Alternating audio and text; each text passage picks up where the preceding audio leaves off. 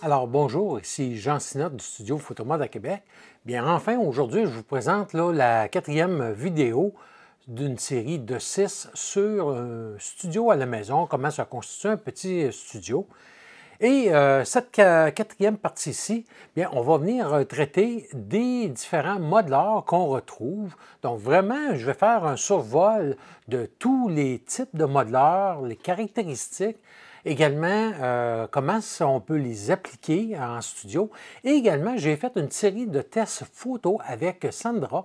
Donc, vous allez être en mesure même de voir, lorsqu'on parle d'un bol réflecteur par rapport à une boîte à lumière ou un parapluie, de voir le rendu des différents modeleurs. Et ça, c'est vraiment intéressant lorsqu'on débute le studio et aussi les éclairages avec un flash. Et également, bien, on va voir que j'ai déjà sur ma chaîne YouTube des vidéos qui traitent des boîtes à lumière ou des softbox chez Godox et aussi des réflecteurs. Donc, vous pouvez aller voir sur la chaîne, vous allez rapidement retrouver ça, il n'y a pas de problème. Aujourd'hui, bien, on va vraiment revoir le tout vraiment en détail et avec des tests. Et c'est toujours à peu près les mêmes questions qu'on doit se poser lorsqu'on veut avoir vraiment un studio à la maison.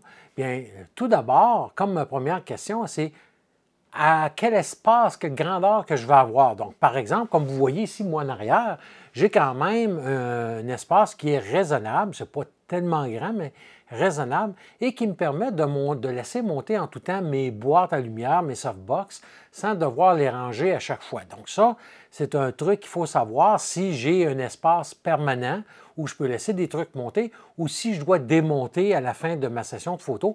Parce que si, exemple, je fais ça dans mon salon, bien, ça va aussi on va devoir tenir compte de genre de réflecteur ou de modeleur qu'on va choisir parce que, bon, à ce moment-là, peut-être que le parapluie sera plus adapté. Bref, on va découvrir ça ensemble. L'autre chose aussi, c'est est-ce que j'ai l'intention de me servir des flashs uniquement ici en studio ou aussi en extérieur? Donc, parce que si je vais faire de la photo en extérieur avec des boîtes à lumière, bien, est-ce que je vais prendre comme en studio une ou plusieurs personnes? Ça aussi, ça va rentrer en ligne de compte pour savoir les dimensions des boîtes à lumière et des parapluies là, que je devrais me procurer. Si je fais un bus tout le temps d'une personne, bien c'est quand même, on peut se débrouiller avec vraiment des petits modeleurs, des petits parapluies, des petites boîtes à lumière, mais si je décide de faire vraiment des pleins pieds et plusieurs personnes, à ce moment-là, je devrais opter pour une grosse boîte à lumière ou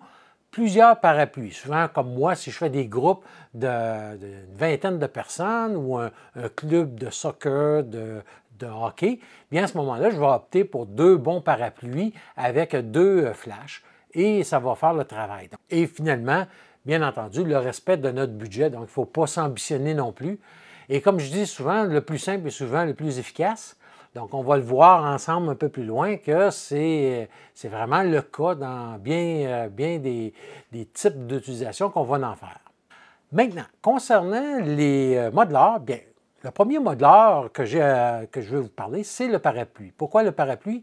Bien, je vous dirais, c'est celui qui pardonne le plus lorsqu'on débute, c'est-à-dire que même si mon parapluie n'est pas bien aligné avec moi, bien à ce moment-là, la lumière va quand même bien envelopper le sujet.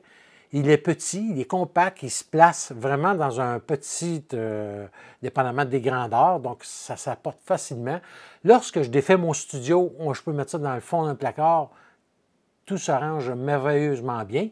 Lorsque je pars à l'extérieur, bien souvent, je peux travailler avec un flash Cobra, par exemple. Et à ce moment-là, je vais souvent utiliser des élastiques avec des crochets et je vais mettre mon parapluie sur mon light stand ou mon pied de lumière que je vais accrocher et je pars avec ça. Et j'ai mon modeleur avec mon mon pied de lumière et c'est tout réjoui, je me mets ça sur l'épaule ou avec une courroie et bingo, ça va très, très, très bien. Donc, le parapluie est vraiment efficace. En plus de ça, tous les flashs, si on veut, vont avoir des ouvertures pour qu'on puisse engager, qu'on puisse insérer un parapluie à l'intérieur de la tête de flash même. Et aujourd'hui, pour ceux qui font de la photo, exemple avec soit le AD300 Pro ou avec des flashs Cobra, bien moi je vous recommande vraiment l'adaptateur S2 de Godox. Et cet adaptateur-là, qu'est-ce qu'il nous permet de faire? C'est de mettre un parapluie. Donc, si j'ai un flash Cobra, je peux mettre mon flash Cobra dedans, je peux mettre le parapluie. Et en plus de ça, advenant que j'ai un jour à acheter une boîte à lumière, bien la monture Bowens, elle est construite à même le support. Donc, vraiment, là, on va avoir le tout dans ce support-là et qui est très versatile. Donc, on peut aussi bien utiliser avec un AD300 Pro. Oui, le AD300 Pro a son propre support, son propre pied, si on veut, mais le problème, c'est qu'il est petit. Donc, si j'utilise une grosse boîte à lumière comme celle-ci, ici, le QRP 90 que j'ai, bien, ça va faire forcer vraiment le pied du support du AD300 Pro, alors que le S2, comme je vous montre ici, bien, va avoir vraiment un gros support vraiment qui se serre et qui va garder la tension. Donc, je peux jouer avec et on va avoir, contrairement au S1 où on avait des coches, lorsqu'on le penchait ici comme ça toc, toc, toc, toc, toc. Celui-là, il est vraiment fluide, donc je peux vraiment aller dans l'angle que je veux.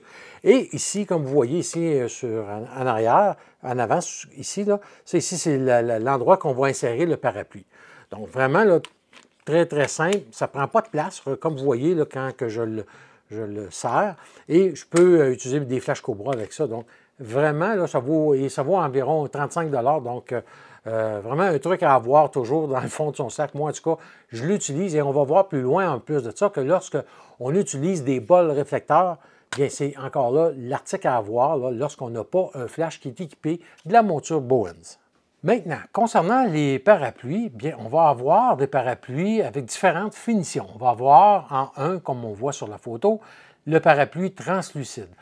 Le parapluie translucide, qu'est-ce que ça dit? C'est qu'on peut l'utiliser de deux façons. C'est-à-dire soit que je vais mettre mon flash à l'intérieur, mon sujet est ici, donc le parapluie est comme ça et j'éclaire à travers le parapluie mon sujet, ou je peux l'avoir que le flash éclaire à l'intérieur du parapluie, la lumière qui revient va aller éclairer mon sujet. Donc, le parapluie translucide nous permet de travailler de ces deux façons-là. Personnellement, c'est le parapluie que moi j'aime le moins parce que lorsqu'on parle de passer au travers le parapluie, lorsqu'on parle d'un parapluie qui est translucide, qu'on a une perte de lumière, lorsqu'on veut avoir la lumière qui revient, on va avoir une perte de puissance. Donc, pour ma part, je préfère le parapluie numéro 2, comme on voit ici, c'est-à-dire l'intérieur va être blanc et l'extérieur va être noir. Donc, je mets mon flash à l'intérieur, la lumière revient vers mon sujet et je n'ai pas de perte de luminosité par l'extérieur parce que c'est noir, donc c'est opaque et ça travaille. En tout cas, moi, c'est le type de parapluie que j'adore. On va avoir en 3 le parapluie avec l'intérieur argenté.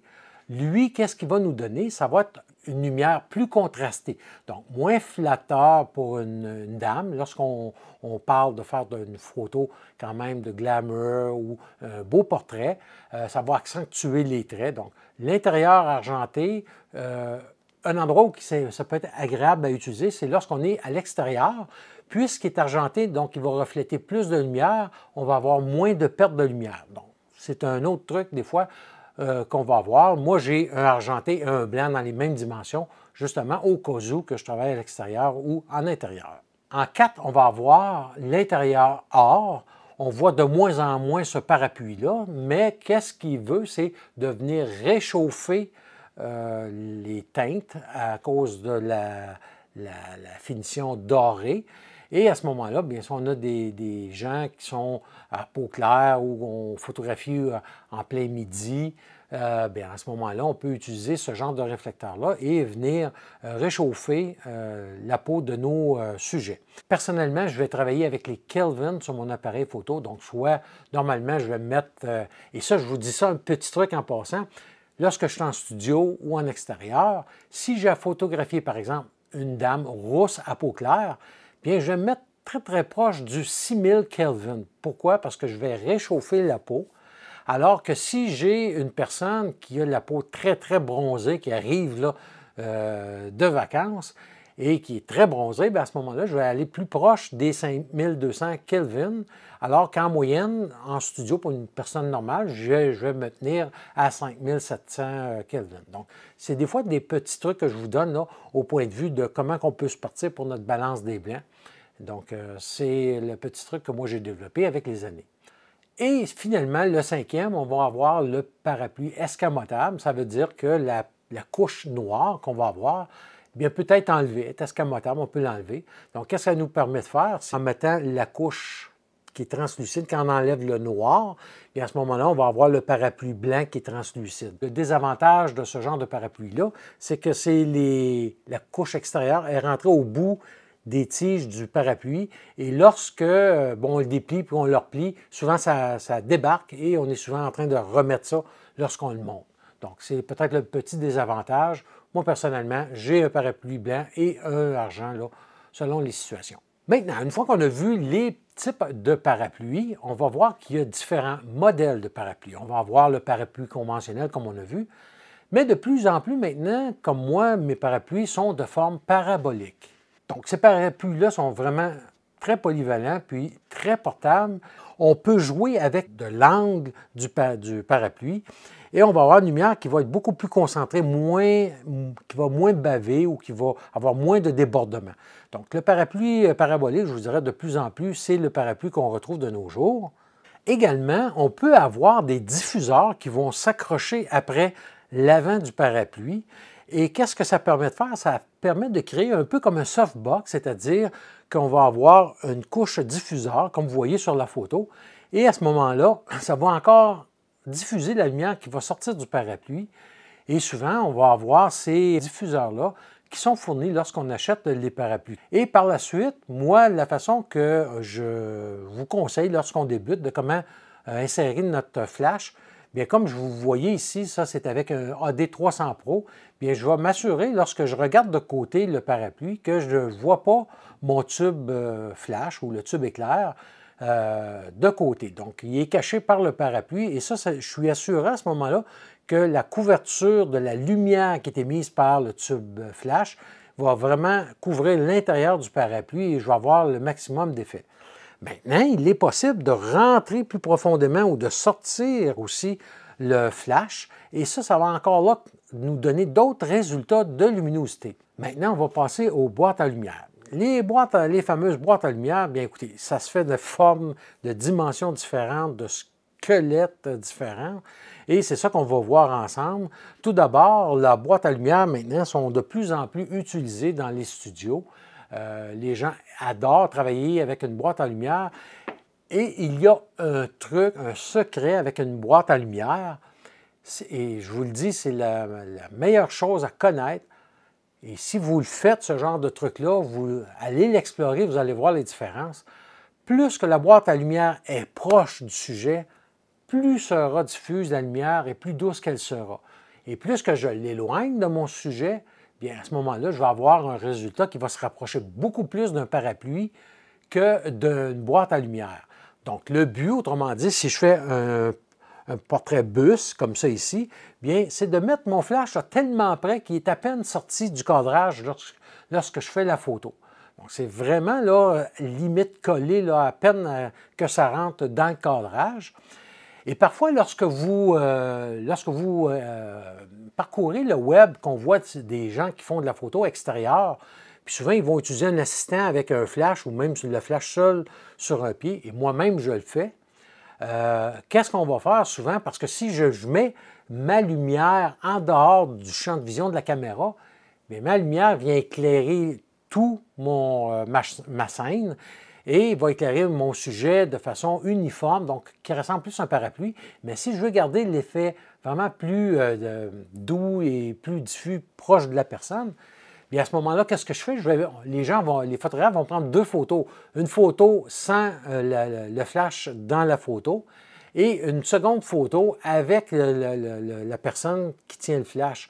Donc, je vais prendre mon sujet, je laisse mon sujet qui est en place, je prends une photo. Idéalement, c'est d'avoir un trépied. Si on ne l'a pas, ça peut quand même, si on est habitué, on se cadre bien les deux fois similaires. Et si on a un zoom, de toujours rester à la même focale, bien à ce moment-là, je prends mon sujet qui va être mon modèle, je prends ma photo sans mon assistant, et après ça, mon assistant arrive pour se placer, et là, je peux prendre des photos. Donc, qu'est-ce que je vais faire? Par la suite, je vais pouvoir effacer mon assistant avec les données de la première photo. Donc, c'est un petit truc de même là, qui est bon à savoir, et c'est pour ça que les boîtes à lumière, bien, c'est vraiment de les avoir le plus près possible en tout temps de son modèle. Le problème des boîtes à lumière, si on pourrait dire, c'est premièrement, comme je vous disais, l'espace que ça prend. Donc, ça prend beaucoup d'espace. Donc, si on peut les laisser monter, on a un studio permanent, c'est l'idéal. Sinon, bien, on va avoir des différents types de squelettes ou de carcasses qui tiennent la boîte à lumière. Et on va voir qu'il y en a qui sont à tige, il y en a qui sont à déploiement comme un parapluie, que je vais vous expliquer un petit peu plus loin. Et l'autre chose aussi qu'on va avoir, c'est des anneaux de vitesse ou des speed rings qui vont permettre à la boîte à lumière de s'installer sur le flash. Parce que si on est en Godox, par exemple, bien, il faut comprendre que chez Godox, on va retrouver deux montures. On va avoir la monture Godox, qui est une monture beaucoup plus petite, qui existe uniquement sur les flashs AD300 Pro et AD400 Pro. Et aussi, on va avoir la monture Bowens. Donc, ça nous prend ça nous prend des supports, l'anneau de vitesse. L'anneau de vitesse, c'est vraiment pour le type de monture. Pourquoi? Parce que, comme vous voyez sur la photo, bien, selon les marques de flash, bien, on va avoir des montures qui vont être différentes. La monture Bowens, je vous dirais, c'est la monture universelle la plus courante. Et si on va du côté Broncolor, Profoto ou Elinchrom, bien, chacune de ces compagnies-là vont avoir leur propre monture. Donc, il faudra à ce moment-là mettre l'autre plaquette avec la bonne monture dans la boîte à lumière. Et qu'est-ce qui compose une boîte à lumière? Bien, on va voir tout d'abord que peu importe qu'elle soit carrée ou la forme qu'on voudra, c'est tout conçu de la même façon. C'est que je vous dirais qu'à 99 %, l'intérieur de la boîte va être argenté, réfléchissant. Par la suite, à l'intérieur, on va avoir un premier diffuseur qui va être apposé avec un velcro. Et on va avoir un deuxième diffuseur qui va être apposé à l'extérieur. Et on peut avoir un nid d'abeille ou une grille qui est en option qu'on va pouvoir venir fixer par velcro sur le devant de la boîte à lumière. Et on va voir ensemble les différents modèles de boîte à lumière. Tout d'abord, en 1, la boîte conventionnelle, bien c'est la boîte la moins coûteuse. C'est une armature avec des tiges à monter, donc c'est très long à déployer et très long aussi à démonter. Le diffuseur qui est en avant de la boîte, comme on voit là, bien, il recouvre les rebords, donc ça ne permet pas de mettre un grid ou une grille. Et c'est carré ou rectangulaire. Par contre, le désavantage des boîtes régulières, qu'on pourrait dire, au carré, rectangulaire, c'est d'avoir des reflets dans l'œil du flash qui vont être carrés, rectangulaires, alors qu'on va voir que les boîtes qui sont octogonales ou paraboliques, bien, va nous donner un reflet qui se rapproche beaucoup plus d'un parapluie, c'est-à-dire vraiment un reflet rond comme le soleil, et c'est vraiment plus agréable au niveau du regard d'avoir ce genre de retour de lumière-là dans l'œil, donc ce reflet-là, qu'une boîte carrée, mais encore là, c'est vraiment une question de choix. La boîte numéro 2, la boîte commune que j'appelle ou régulière, elle, bien encore là, elle peut être montée de deux façons, soit avec des tiges, qui est assez long, mais de plus en plus, on en retrouve qui sont pliables ou comme un parapluie. Donc, on fait tout simplement tirer sur ou pousser sur la tige principale et la boîte à lumière va rapidement se monter. Le rebord avant de cette boîte-là a du velcro tout le tour, donc nous permet de pouvoir mettre une grid lorsqu'on a besoin et est aussi également disponible en plusieurs dimensions. On a la boîte pliable. Celle-ci, bien écoutez, elle est vraiment économique. Elle se fait normalement en 3 grandeurs. Il n'y a aucune armature. Puis, c'est un déploiement là, rapide. Je vais vous montrer une vidéo qui provient d'une de mes anciennes capsules pour vous démontrer le déploiement de la boîte à lumière, puis je vous reviens. Lorsqu'on va déployer, bien, il faut faire attention parce qu'il y a quand même une bonne tension qui va sortir. Donc, qu'est-ce que je fais? Je vais venir à l'extrémité de moi, comme ça ici, pour pas que je reçoive la boîte à lumière en pleine figure. J'ai déjà vu quelqu'un être comme ça, puis le recevoir. Donc, il faut prendre le temps. On vient torsionner comme ça ici, voilà, et quand on le sort, à l'extrémité, et on est sûr de ne pas recevoir la pression lorsqu'on déploie. Et comme vous avez vu, bien lorsqu'on veut monter maintenant cette boîte à lumière-là sur un flash ou avec un flash Cobra, bien qu'est-ce qu'on va faire? On va se servir du support S2, toujours, de Godox, et comme vous voyez à l'écran, bien on va avoir les 4 coins externes de la boîte à lumière qui va nous permettre à ce moment-là d'insérer un flash Cobra ou un flash de studio. Et le même, en passant, le même support S2 bien, pourra faire aussi également lorsqu'on veut monter un flash Cobra avec une boîte là, parabolique, par exemple à monture Bowens ou même toute autre boîte à monture Bowens. On va avoir le strip box. Vraiment, cette boîte-là, c'est la boîte là, qui est vraiment... en tout cas, moi, j'adore jouer avec ça parce qu'il nous donne des effets différents d'une boîte conventionnelle, parce qu'on peut avoir des effets dramatiques avec les strip box. Et on va avoir encore là 2 façons de la monter, soit avec des tiges de plus en plus rares, mais qui sont économiques, ou encore on peut avoir pliable, un peu comme avec un squelette de parapluie, où on va pousser sur une tige pour monter rapidement la boîte. Et on va aussi l'avoir en différentes dimensions. Sachez que lorsqu'on fait un portrait plein pied, bien à ce moment-là, on va devoir, si on a des petites boîtes, en mettre 2, une par-dessus l'autre, ou à ce moment-là, une grande d'au moins 1,50 m pour bien couvrir la tête aux pieds d'une personne. Donc, vraiment, ce genre de boîte-là va nous donner des effets très différents et très plus concentrés là, qu'une boîte, exemple, parabolique. La boîte pour Flash Cobra, ça nous permet d'installer à l'intérieur le Flash Cobra. Et si, par exemple, comme sur le Flash ici, sur le V863 série 3, j'ai un modeling light, bien, qu'est-ce que ça me permet de faire? C'est de pouvoir avoir le modeling light qui va éclairer l'intérieur de ma boîte et avoir un retour de lumière, alors que si j'utilise avec le S2, bien à ce moment-là, qu'est-ce qui se passe? C'est que je ne suis pas en mesure de pouvoir éclairer l'intérieur de mon parapluie ou de ma boîte à lumière parce que la lampe pilote va éclairer vers le sol ou vers le ciel. Donc, de là où cette boîte-là, pour ceux qui travaillent uniquement avec des Flash Cobra, qui sont très utiles. C'est une boîte qui est à faible coût, qui est armature pliable, donc très rapide de monter. On va avoir 2-3 grandeurs seulement et l'avant nous permet aussi de pouvoir installer des grids. La boîte octogonale, bien c'est celle qui est utilisée le plus de nos jours avec des flashs de studio, aussi avec un flash Cobra et le support S2. C'est une boîte qui est quand même un coût raisonnable. L'armature, elle est pliable, donc comme un parapluie. L'avant des rebords bien, permet le montage de grids et il y a quand même plusieurs grandeurs qui sont disponibles. On va avoir la boîte parabolique qui est la boîte la plus courue aujourd'hui, va être utilisée autant avec des flashs de studio qu'avec des flashs Cobra. Bien entendu avec un support S2 pour les flashs Cobra. C'est une boîte qui est plus coûteuse. L'armature, elle est pliable, donc qui permet de déployer quand même en moins d'1 minute là, la boîte ou de la refermer en appuyant sur des boutons poussoirs. Et on va avoir quelques grandeurs, comme par exemple, chez Godox, on va retrouver les QRP 70 de 70 cm. On va avoir de 90 cm et de 120 cm. Comme on voit ici en arrière, j'ai garde montée, mais je vais avoir aussi quand même ma boîte qui rentre dans ce petit sac-ci, ici, comme ça.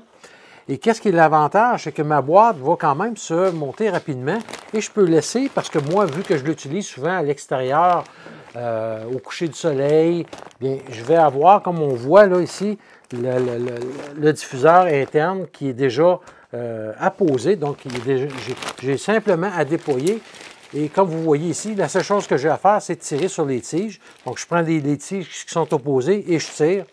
On entend clip. Et je fais le tour de même, la même chose pour venir faire le tour et monter ma boîte. Et lorsque j'ai terminé, bien, je fais tout simplement pousser sur ces boutons-là, je referme, je mets ça dans l'étui qui est fourni avec ici. Et vous allez voir, ça ne prend vraiment pas de place.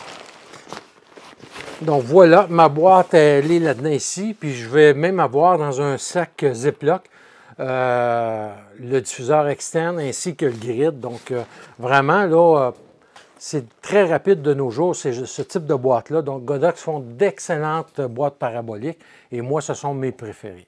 On va avoir la boîte lanterne. La boîte lanterne, elle va nous donner une lumière qui va être omnidirectionnelle dans une pièce. Et l'avantage de cette boîte-là, bien, on va vraiment pouvoir éclairer une grande surface. Et comme par exemple, moi ici, quand je fais mes tournages en studio, bien, j'utilise justement ma boîte lanterne pour filmer, pour avoir mon éclairage, parce que justement, ça me crée une très belle lumière.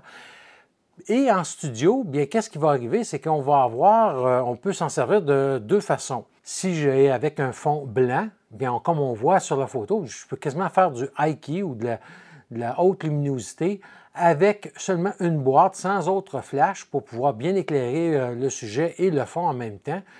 Sinon, je peux l'avoir centrale, donc je peux m'en servir, je la monte et à ce moment-là, comme ici, bien, je vais utiliser, mon modèle va souvent être assis ou couché au sol lorsque j'utilise ce type d'éclairage-ci. Et c'est une boîte qui est quand même assez coûteuse, donc qui va être plus dispendieuse qu'une boîte conventionnelle de lumière. Va être utilisable autant avec un flash de studio qu'avec un flash Cobra et le support S2 toujours. Et on va avoir quand même là, trois grandeurs chez Godox, comme par exemple la 50 cm, 65 cm et 85 cm. Et on peut voir l'armature pour le déploiement.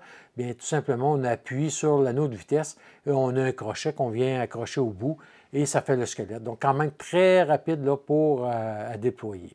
Et ici encore un sommaire de comment on déploie là, les différents types de boîtes à lumière, soit à bouton poussoir comme je viens de vous montrer, avec des tiges ou encore à type de parapluie ou pliable, là, comme on a vu avec la boîte carrée. On va avoir également les bols de beauté ou Beauty Dish. Bon, le Beauty Dish ou le bol de beauté, écoutez, c'est un des modèles de plus en plus utilisés. Il peut être utilisé seul ou avec un réflecteur externe ou avec un nid d'abeille également. Et on va y avoir ces bols-là en deux finitions, soit l'intérieur blanc ou finition argentée. Personnellement, j'utilise la version blanche parce qu'en studio, c'est beaucoup plus flatteur et moins contrasté qu'une version argentée, surtout lorsqu'on photographie des dames. Également, bien, c'est très populaire au niveau de la mode, du portrait. Par contre, il faut faire attention aussi parce que ça va être ça ne pardonnera pas des traits, des fois des traits comme par exemple quelqu'un qui est ridé, bien à ce moment-là, il va faire sortir beaucoup plus les rides et les petits défauts de la peau et la masse osseuse d'un visage, par exemple, parce que des fois, on va voir quand le bol est en haut, qu'une personne a des pommettes assez dominantes, on va voir que les joues sont comme un peu plus dans l'ombre, plus creuse. Bien ça, c'est le rendu du bol de beauté qui va vous donner ça.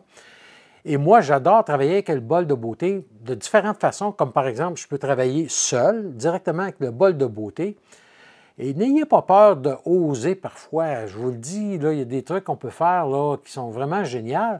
Moi, je vais avoir mon bol de beauté comme tout le monde, tous les photographes l'utilisent conventionnellement au-dessus de la personne qui est dirigée, là, qui peut être soit très proche d'être en face ou légèrement de côté. C'est la façon la plus commune de l'utiliser, mais aussi je vais souvent l'utiliser à combiner avec des flashs pour éclairer en high-key l'arrière-plan. Donc, je vais avoir deux flashs pour éclairer le fond, mon bol de beauté qui va éclairer tout le reste de la photo en combinaison pour faire du high-key. J'adore ce genre de type d'éclairage-là. Et aussi souvent, que je vais avoir mon bol de beauté que je vais descendre au niveau de mon torse. Donc, je vais être vraiment collé sur le bol de beauté et je vais être par-dessus avec ma caméra et venir prendre la photo de cette façon-là. Je vous le dis, ça fait des éclairages que souvent on ne voit pas, que les gens n'osent pas faire. Également, lorsqu'on fait un éclairage en clamshell qu'on va voir avec Sandra, bien, on va avoir le flash qui est au-dessus avec en bas, souvent on va voir ça, il y en a qui utilisent des grands réflecteurs courbés comme ça ici, qui va permettre à la lumière du bol de beauté de refléter par en dessous et de venir remplir les ombres en dessous de la mâchoire. Personnellement, j'aime pas ce genre de technique-là. Pourquoi? Parce que le réflecteur prend beaucoup de place. Je suis quand même restreint dans mon studio. Et c'est quand même long à déplacer, alors que moi, je préfère, à ce moment-là, je vais utiliser une autre boîte à lumière, la Godox ADR 65 avec l'intérieur blanc, qui est un bol de beauté, mais pliable. Et je vais me servir les deux bols de beauté, un par-dessus et l'autre par en dessous, avec un ratio, par contre, très différent de puissance. Donc, celle-ci va, mon flash qui sera en bas aura au moins 1 à 2 stops moins puissants que mon flash principal, juste pour venir remplir les ombres et non pas pour venir aplatir l'éclairage. D'ailleurs, on va le voir un petit peu plus loin ensemble. Donc, le bol de beauté est vraiment encore là un modeleur très efficace lorsqu'on fait de la photo de mode, de la photo de portrait. Et bon, bien entendu, il faut aller avec les genres de personnes et qui peut être très, très bien aussi lorsqu'on photographie une personne âgée et qu'on veut faire ressortir les traits, les caractères, les rides et tout ça. Ça peut être aussi très utile dans cette situation-là. Et finalement, on va avoir les réflecteurs ou les bols réflecteurs comme ça ici, qui ont été conçus au départ pour être utilisés avec les flashs dans les parapluies. Donc, on se servait de ça pour s'assurer qu'on n'ait pas de lumière qu'on perdait de chaque côté, que la lumière était vraiment envoyée à l'intérieur du parapluie. Parce que, comme je vous disais, les premiers parapluies ou les parapluies conventionnels, c'est des parapluies qui sont beaucoup plus plats, donc on peut perdre beaucoup plus de lumière que les parapluies qui sont paraboliques qui vont venir. Et on va avoir les réflecteurs ou les bols réflecteurs, comme ceux-ci ici, qui ont été conçus au départ pour les parapluies réguliers ou les anciens parapluies, comme je vous ai montré au départ, qui, à ce moment-là, lorsqu'on utilisait un flash de studio, qu'est-ce qui se produisait? C'est que le flash tube, lui, pour empêcher qu'on ait de la perte de luminosité de chaque côté, vient concentrer la lumière dans le parapluie et à ce moment-là, bien, ça nous permettait de moins avoir de pertes. Aujourd'hui, avec les parapluies qui sont paraboliques, qui viennent vraiment sur le rebord du flash, souvent, on n'a plus besoin de l'utiliser, mais par contre, on va les utiliser ailleurs et on va avoir différents types. On va avoir comme celui-ci qui est le Godox ADR6 qui va avoir un angle de 55 à 60 degrés au niveau de la sortie de la luminosité. On va avoir le Godox RTF19 ou à haut contraste, donc l'angle de sortie qui est plus étroite. Et par la suite, on va avoir les réflecteurs à haut rendement qui, eux, bon, on va l'avoir en différentes montures, soit Bowens ou Godox. Comme moi, j'ai seulement la monture Godox, l'ADR12, qui permet d'avoir un rendement beaucoup plus puissant. Donc, autrement dit, qu'est-ce que ça fait? C'est lorsque je travaille dehors, au soleil, bien, ou au coucher du soleil, que je veux avoir vraiment une parfaite luminosité, une bonne puissance, bien, on va voir qu'avec le réflecteur à haut rendement, ça va me concentrer beaucoup plus ma lumière et la projeter plus loin parce que je vais avoir moins de perte de puissance. Et je vous le dis tout de suite, là, en moyenne, c'est 2 stops qu'on regagne par rapport à celui-ci. Donc, autrement dit, à pleine puissance, si avec celui-ci, j'étais à 5,6, bien, avec le réflecteur haut rendement, ça va me permettre de travailler à F11. Et sur les réflecteurs, on peut également se procurer une toile diffuseur, un peu comme les softbox. Et on peut avoir aussi des diffuseurs colorés, donc vraiment qui va nous donner des effets comme on voit sur la photo avec Sandra, par exemple. J'avais mis le diffuseur rouge sur le bol réflecteur pour l'arrière-plan et un flash conventionnel à l'avant. Donc, vraiment, on peut créer des effets de luminosité et de coloration différents. Et on va avoir également les nids d'abeilles ou les grids. Et ces nids d'abeilles-là viennent s'insérer tout simplement dans le réflecteur ici. Donc, on va avoir une espèce de petite palette à ressort qu'on va venir tout simplement insérer. Voilà, ça tient comme ça ici. Et le truc qu'on va avoir qui est vraiment agréable avec ces genres de grilles-là, c'est qu'on va avoir des degrés. C'est-à-dire que là, vous me voyez, hein, et lorsque je tourne, je disparais dans l'arrière. Donc, ça veut dire que lorsqu'on est ici de même, ça veut dire que la lumière va vraiment passer. Et lorsque là, vous ne me voyez plus, ça veut dire que la lumière ne passe plus. Donc, c'est la façon qu'on va utiliser ici. Et comme vous voyez, c'est à peine que je tourne et vous ne me voyez plus.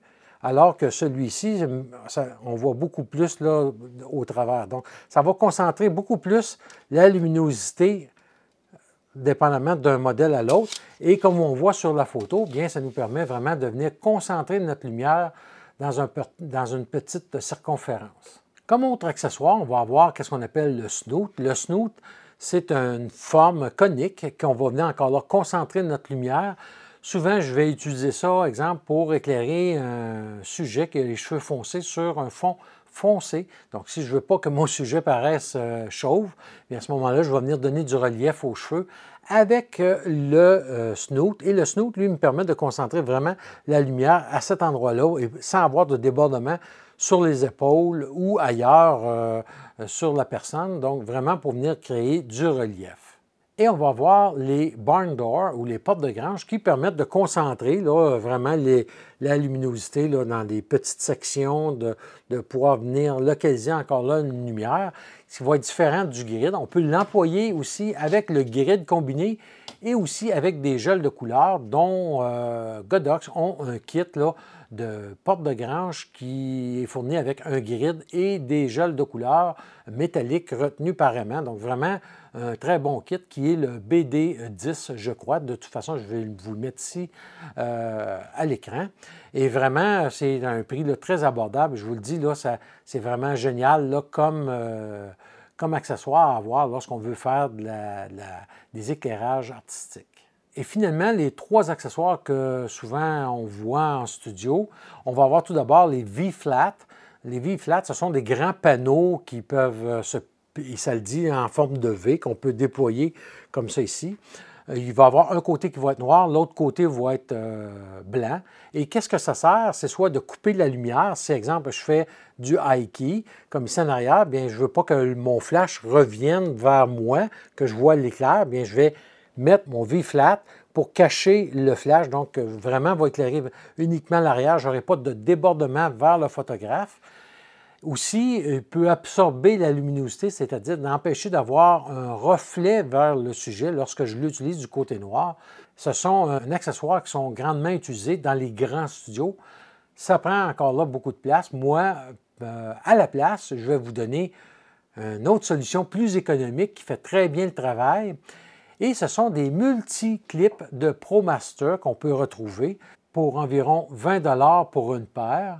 Et comme on voit ici sur la photo, bien ces clips-là, moi, que j'ai fait, j'ai acheté du carton mousse et que j'ai mis après mes réflecteurs. Donc, comme on voit à la photo avec Sandra, bien, qu'est-ce que ça me permet de faire? C'est que je n'ai pas de retour de flash vers mon appareil photo, donc ça ne crée pas là, de flair ou quoi que ce soit. Ça me permet de concentrer ma lumière vraiment sur l'arrière-plan. Et lorsqu'on n'a pas de place pour avoir des V-Flat, bien, ça peut être vraiment une option très agréable à avoir et qui coûte là, vraiment pas cher. Là. Et finalement, on peut acheter des gels de couleur. Et les gels de couleur, bon, comme moi, je jette la marque Lee, je vais les procurer en feuilles. Et à ce moment-là, qu'est-ce que je vais faire? C'est que je vais soit les couper pour aller devant mes bols réflecteurs, ou encore là, comme on voit sur la photo ici, bien, je vais vraiment les tailler pour aller par-dessus mon flash tube. Il faut faire attention. Si j'utilise ça de cette façon-ci, c'est à ce moment-là, il faut que mon modeling light, je l'utilise de façon très, très de courte durée. Donc, vraiment pour aligner ma lumière, puis après ça, je le ferme, parce que sinon, ça va faire fondre le gel. Donc, il faut savoir que notre modeling light, on doit le fermer lorsqu'on utilise ça directement là, sur le protecteur de flash tube. Comme vous voyez, entre autres, le AD400 Pro, il y a un verre qui protège le flash tube. Et si j'aurais le flash tube direct, jamais que je vais apposer mon gel directement sur le flash tube parce que là, c'est sûr que ça va fondre juste avec l'éclat du flash. Donc, vraiment, il faut utiliser ça uniquement si on a un protecteur de verre par-dessus le flash tube. Ou encore, à ce moment-là, qu'est-ce que je ferai? C'est que je vais utiliser plutôt mon réflecteur avec les multipinces ou, ben non, tout simplement avec un ruban gommé. Je viendrai mettre ma feuille en avant, comme je vous disais. C'est ça que je fais quand j'utilise ça ici. Une feuille collée chaque côté et ça fait le travail. Alors, pour le côté pratique, qu'est-ce qu'on va faire? C'est que Sandra s'en vient me rejoindre. Je vais asseoir Sandra. On va avoir la même position tout le long des tests, c'est-à-dire qu'elle va garder la même distance entre le fond et son banc, si on veut, et elle et le pied de lumière. Seulement les modificateurs qui vont changer. Donc, on va essayer les boîtes à lumière, les différents parapluies également, les réflecteurs, bref, on va tout voir ça ensemble et vous allez pouvoir constater là, les différents rendus que chaque modeleur va donner. Donc, la première des choses avant qu'on commence, et c'est vraiment un truc à faire en tout temps lorsqu'on est en studio, qu'on soit à la maison ou dans une autre pièce, c'est de voir si notre éclairage ambiant, comme là ici on peut voir que je suis quand même très bien éclairé dans mon studio, et on veut voir si ça va affecter au point de vue de la luminosité lorsque les lumières sont allumées sur l'appareil photo avant même le déclenchement des flashs. Donc, qu'est-ce qu'on va faire? On va se rendre à l'appareil photo et je vais allumer mon Z9 et on va voir que présentement, je suis à 1/160e de seconde, 4.5 à un ISO de 100. Donc, ça veut dire que la lumière qui est ambiante ne vient pas affecter ma photo là, par sa présence. Et si j'avais une luminosité, je vais juste monter les ISO pour qu'on puisse voir là, à ce moment-là, qu'est-ce que ça pourrait avoir là si j'aurais un petit peu plus de lumière. Donc, je vais monter mes ISO. Là, on peut voir qu'on commence à voir la lumière qui est au-dessus. Je vous montre ici, juste au-dessus, ici. On voit la lumière qui est ici, qui commence à apparaître sur mon viseur ou sur mon moniteur. Donc, à ce moment-là, il faudrait que j'éteigne la lumière. Mais bien entendu, puisque là, je suis rendu à 1000 ISO.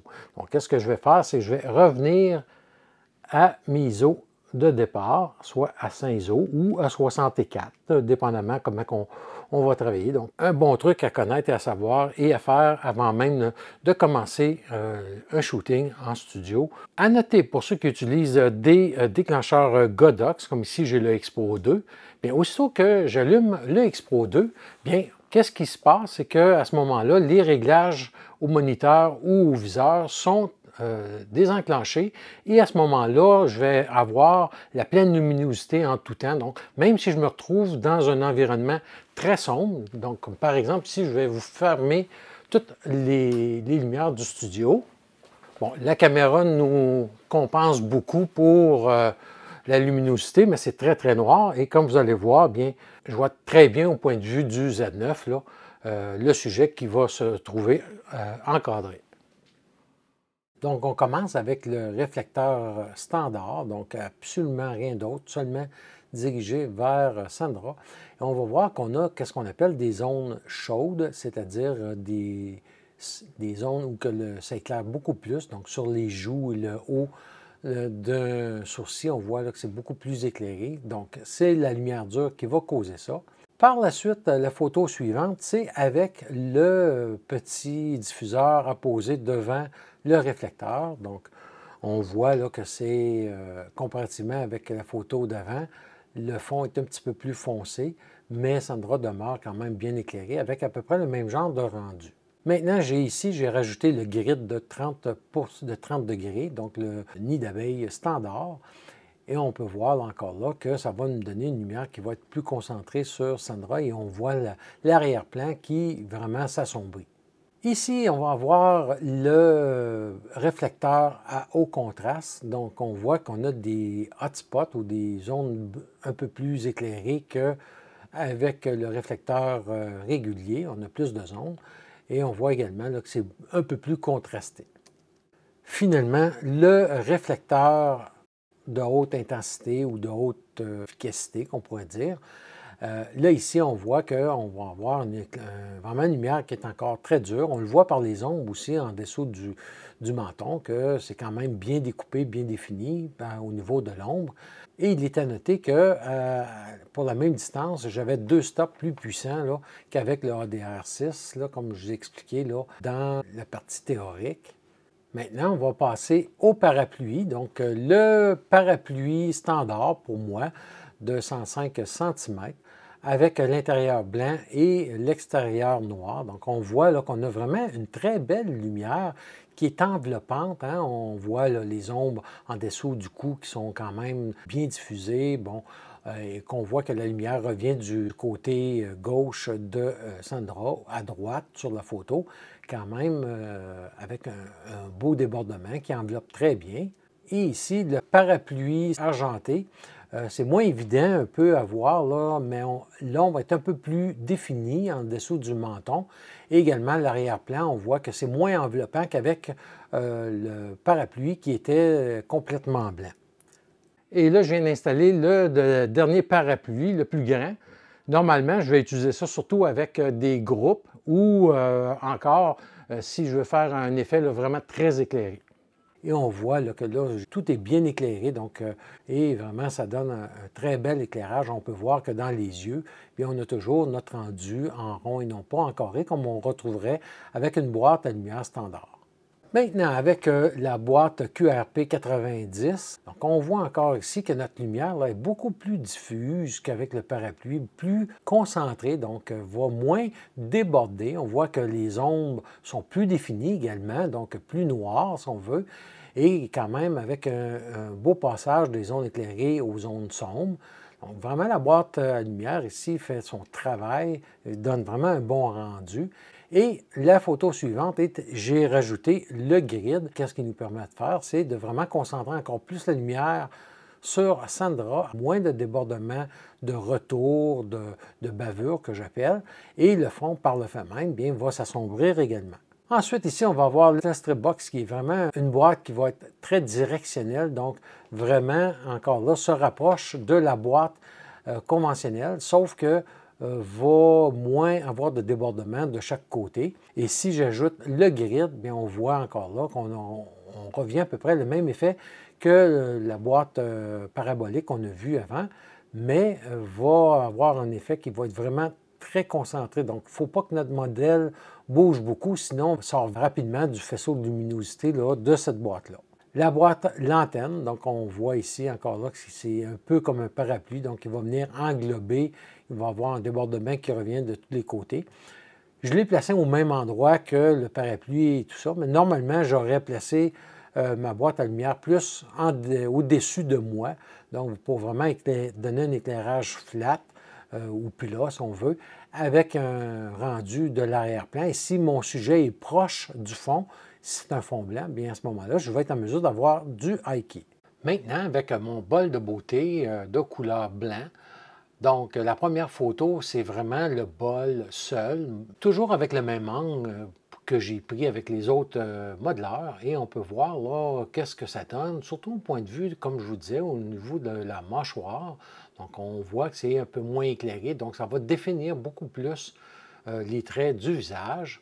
Alors que sur la photo suivante, j'ai ajouté le petit diffuseur qu'on peut acheter soit en option ou souvent qui est même fourni chez Godox. Et on voit que bon, le fond va être un peu plus sombre et également les ombres qui sont un peu plus assombries également. Donc, encore là, deux rendus différents selon si on utilise le diffuseur ou non. Donc ici, on va faire un éclairage en clamshell. Donc c'est comme j'expliquais dans la partie théorique, c'est qu'au lieu d'avoir un réflecteur qui va venir éclairer le bas du visage de Sandra, bien moi je me sers plutôt d'un deuxième flash. Donc je préfère ça au grand réflecteur, beaucoup plus rapide à monter, prend beaucoup moins de place aussi. Donc la première des choses que je vais faire, je vais commencer par trouver ma lumière principale qui est celle d'en haut. Donc, je vais aller chercher tout d'abord quelle ouverture je veux travailler. Donc, c'est exemple, je veux travailler une ouverture de 6.3. Bien, je vais commencer par régler mon ouverture du Beauty Dish qui est en haut ici à 6.3. Donc, j'envoie mon pose-mètre vers la caméra que je vais être positionné. Donc là, je suis trop puissant, donc je vais aller trouver 6.3. Je suis à 6.3. Donc, maintenant, qu'est-ce qu'on va faire? C'est que je dois balancer le ratio du bas. Donc, je vais aller sur le deuxième flash, cette fois ici, mais je ne veux pas avoir 6.3, que ça soit égal. Donc, je vais juste remplir les ombres. Donc, je vais aller le mettre à F4. Donc, je vais ici commencer par prendre, voilà, je suis à 7. Donc, je vais diminuer un petit peu plus. Je suis à 4. Et la dernière des choses que je fais, je vais prendre une lecture globale qui me donne 7. Je reviens un petit peu les épaules. Oui, c'est beau ça. Wow. Et j'aime bien ce genre de rendu d'éclairage-là. C'est une autre façon de travailler. Ce n'est pas la seule façon. Ça peut être avec un carton blanc, ça peut être avec des réflecteurs et ça peut être aussi avec des flashs Cobra. Et finalement, bien, je vous montre là toutes les photos qu'on vient de voir ensemble, côte à côte, et vous pouvez vraiment regarder ça là, de façon, en mettant sur pause la vidéo si vous voulez, et pour vous pouvoir voir les différences qu'on va retrouver d'une photo à l'autre, et selon le type de diffuseur. En passant, merci à Sandra qui a été vraiment patiente parce que je vous le dis, c'est quand même pas évident d'essayer de conserver la même pose pendant le changement de tous ces modificateurs. Et vraiment, Sandra a fait un travail là, fabuleux, comme d'habitude. Et les diffuseurs, oui, c'est ça que ça nous sert aussi à pouvoir diffuser nos esprits. Maintenant, on retourne en studio pour la conclusion. Alors, comme vous avez vu, bien écoutez, c'est une panoplie de possibilités avec les différents modeleurs qui s'offrent à nous. Et là, on a vu seulement un angle d'éclairage avec Sandra. Donc, imaginez si je rajoute des angles différents, je rajoute un, deux flashs. Bref, il est possible de faire un paquet de trucs. On a vu l'éclairage en clamshell, comment que ça peut être quand même assez facile à réaliser également. Bref, c'est vraiment là des trucs propres à chacun. Vous allez voir que si vous testez, essayez, vous allez trouver votre zone de confort. Vous allez aussi trouver le rendement ou le rendu de l'éclairage qui vous plaît, que vous aimez travailler avec. Et par la suite, vous allez vous habituer. Et comme je le dis souvent, je me répète, lorsqu'on devient trop perdu, lorsqu'on fait un paquet de trucs avec des éclairages et qu'on ne se retrouve plus, on sort le parapluie, on travaille avec ça et on s'est assuré qu'on va avoir des bons résultats. Donc, vraiment, le parapluie demeure pour moi le modificateur le plus polyvalent, le plus rapide et le gage d'une photo réussie. Peut-être pas l'éclairage maximal désiré, mais quand même un éclairage qui sera réussi. Il faut également faire attention lorsqu'on achète nos boîtes à lumière. Bien, sachez que d'une marque à l'autre, bon, c'est quand même, si on prend des bonnes marques comme Profoto, Godox, bien, on va retrouver une constante au niveau de la température de couleur de ces boîtes à lumière-là. Ça veut dire que je prenne peu importe quel modèle, je vais toujours avoir une constante dans ma balance des blancs. Alors que si j'achète des boîtes à lumière de marques inconnues, chinoises, bien, écoutez, moi, ça m'est arrivé d'avoir des boîtes à lumière, c'était impossible de balancer la balance des blancs parce qu'il y en a une qui était à 5000 Kelvin, l'autre à 6000 Kelvin. Écoutez, 1000 Kelvin de différence entre les deux boîtes, une qui est chaude, une qui est froide, ça ne se balance pas. Donc, de là où si on va dans une marque, bien, on essaie de demeurer dans la même marque pour avoir la même constante. Fait que ça, c'est un petit truc que moi, je vous donne. Pour ce qui est des prix, bien écoutez, on va voir qu'il y a un panoplie de prix encore là, selon le modèle, selon si c'est un système à parapluie, un système à déploiement rapide ou à tige. Chez L'Art Photo, bien écoutez, ils ont quasiment tous les modèles. S'ils ne l'ont pas en stock, ils peuvent vous le commander. Comme d'habitude, vous envoyez un petit courriel, vous les appelez, ils vont vous trouver ça assez rapidement. Et finalement, bien écoutez, la prochaine capsule sur la série d'un studio à la maison sera sur le PoseMitre. Oui, j'en ai déjà parlé autrefois, mais je vais revenir spécifiquement là, sur différents petits items plus adaptés aujourd'hui avec le PoseMitre. Et également, bien, on a chez Nikon toujours le 180-600 mm qui s'en vient d'ici un mois environ, là, disponible sur le marché, les alentours du 24 août, comme on me disait, qui serait disponible. Donc, c'est sûr, moi, j'attends ma copie, je vais aller la tester pour en faire une vidéo. On devrait aussi avoir le 70-180 mm de Nikon pour venir tester le tout. Bref, des belles choses à venir. Également, pour ceux qui me suivent, qui sont à Québec ou au Québec et qui aimeraient peut-être venir suivre une petite formation sur le portrait, bien, laissez-moi un message ici en bas parce qu'avec L'Art Photo, on songe de venir venir vous présenter un petit atelier photo au mois de septembre, donc aux alentours de la fête du travail qui pourrait être tenu ici même à Québec. Donc, s'il y en a des gens qui sont intéressés, envoyez-moi un petit message sur Facebook ou ici afin qu'on puisse voir le nombre de gens que ça pourrait intéresser et surtout de pouvoir réserver une salle de bonne dimension là, en conséquence. Donc voilà, c'était les modeleurs aujourd'hui qu'on a vu, donc quand même un sujet qui était assez long à regarder et à découvrir ensemble. Et comme d'habitude, si vous avez des questions, des commentaires, n'hésitez pas. Et on se revoit là, très bientôt pour, j'espère, la primeur sur qu'est-ce qui s'en vient chez Godox.